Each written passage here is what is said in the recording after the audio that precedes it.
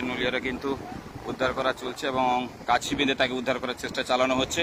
নলিয়ারা তৎপরতা আছে, স্পিডবোট নামানো হয়েছে, কিন্তু উত্তাল ঢেউতে তারা নামতে পারছেন না।